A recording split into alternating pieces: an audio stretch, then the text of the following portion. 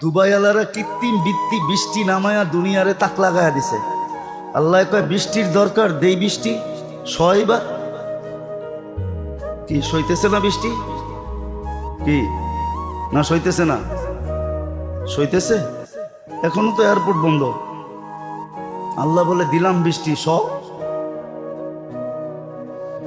দেখি তোর তো কৃত্রিম বৃষ্টির শখ, তাহলে কৃত্রিম দরকার কি, আমি দিয়ে দেই। সোয়া দেখ, বেশি তো দেয় নাই, 3 দিনই দিছেন, ঠিক না? 3 সপ্তাহ দিলে কি করতেন? তো বুরুজ খলিফাও পানির নিচে যেত, ঠিক না?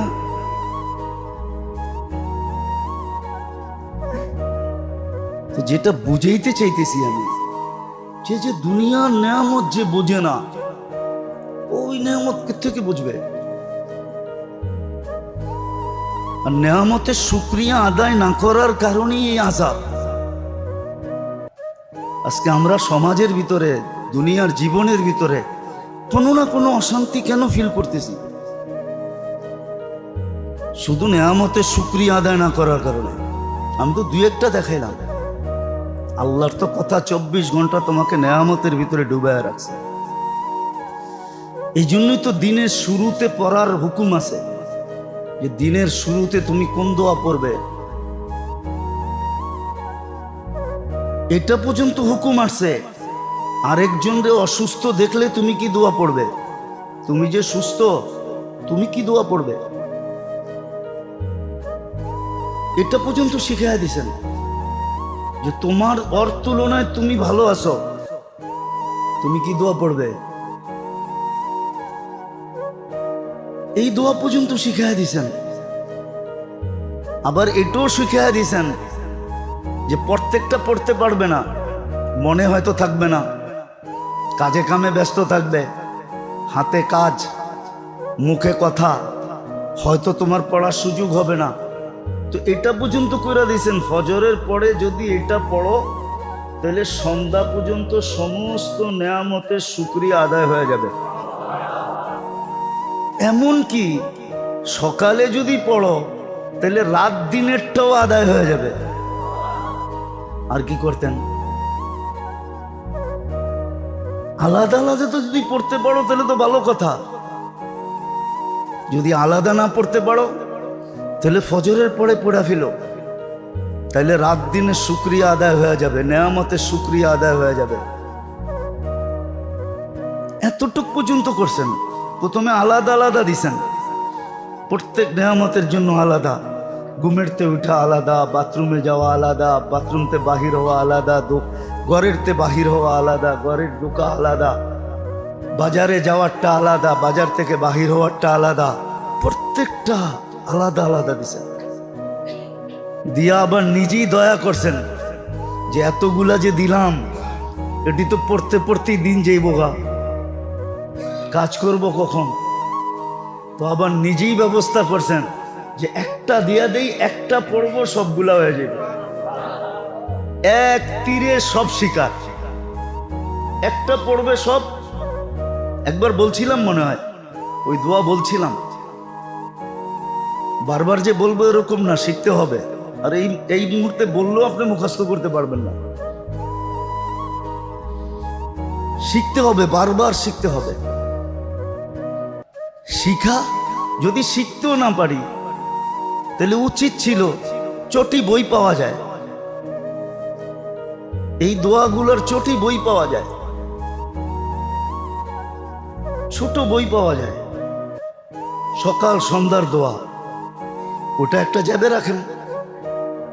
দেখা দেখা মাগরিবের পরে পড়েন, দেখা দেখা ফজরের পরে পড়েন, এতটুকু করতে পারবেন না।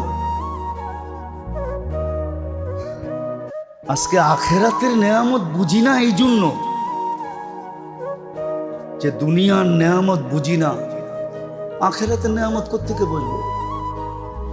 আজকে দুনিয়া যা দেখতেছি এগুলা সব কিন্তু একটা ইঙ্গিত বহন করতেছে, যেটা শত বৎসর ধরে মানুষ দেখে নেয়, এখন দেখতেছে আর তাক লাইগা যাইতেছে।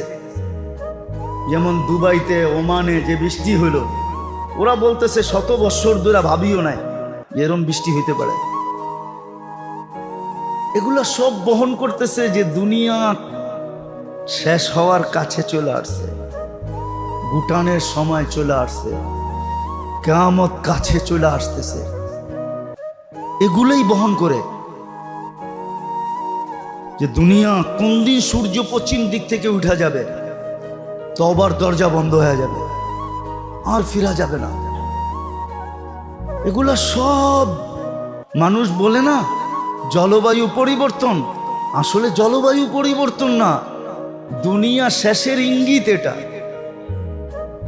মাত্র চৈত্র মাস। উত্তরবঙ্গে কালকে মাইকিং করছে, মাইকিং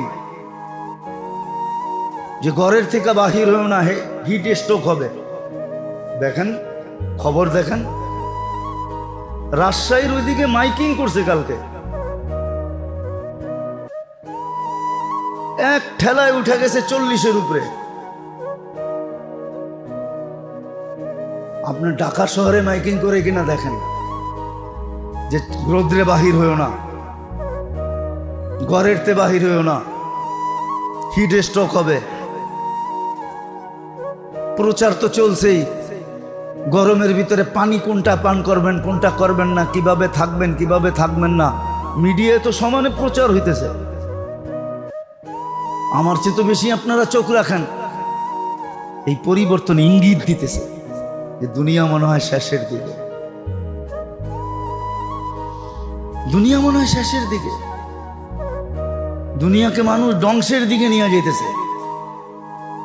রাগ হেন না, যারা আমরা দিনদার মনে করি, রব্বে কাবার কসম, যদি ওই মিটার দিয়া মাপা হয় যেটা দিয়া দিন মাপে দিন, ওই মিটার দিয়া মাপলে আপনি আর আমিও দিনদার বাহির হব না।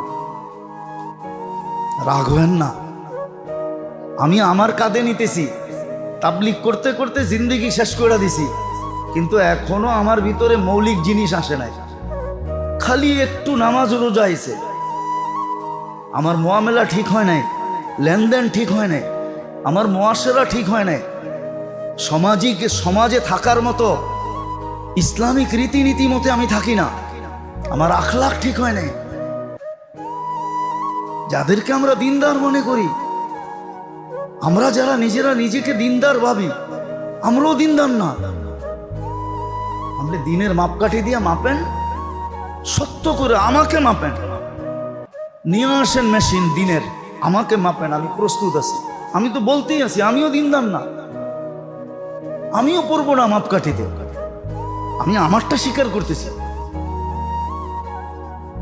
আজকে দিনদারি আমাদের ভিতরে নাই, দুনিয়া শেষ দিকে চলে আসছে। যারা যুগ যুগ শত শত বৎসর ভাবে নাই, এরকম এক একটা জিনিস হইতেছে। নাইলে মাত্র চৈত্র মাস শুরু, বৈশাখ মাস শুরু হইল, তাপমাত্রা 40, এখনো তো জ্যৈষ্ঠ বাকি, এখনো তো আষাঢ় বাকি, এখনো তো শ্রাবণ বাকি, এখনো তো ভাদ্র বাকি, এখনো তো আশ্বিন বাকি। কোথায় উঠবে? আসেন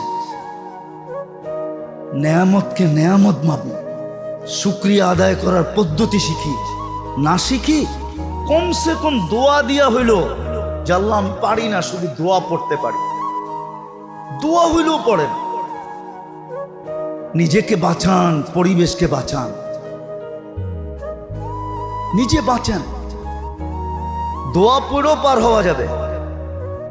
এই জন্যই বলতেছিলাম নেয়ামত জানতে হবে যে কোনটা নেয়ামত, এর দোয়া কি, শুকরিয়া কিভাবে আদায় হবে, শুকরিয়া আদায় শেখা উচিত। দুনিয়ারটাও শিখেন, আখেরাতেরটাও শিখেন, কাজে লাগান, হায়াত চলে যাবে। এগুলা দেখাই আল্লাহ আমাকে আপনাকে ফাঁসাবে, আপনাকে আমাকে যে বাঁধবে, বান্দা ফেলবে, আপনাকে আমাকে যে জাহান্নামের ইন্ধন বানাবে, এইগুলা দেখাই বানাবে। বলবে আমরা তো সুযোগ দিছিলাম,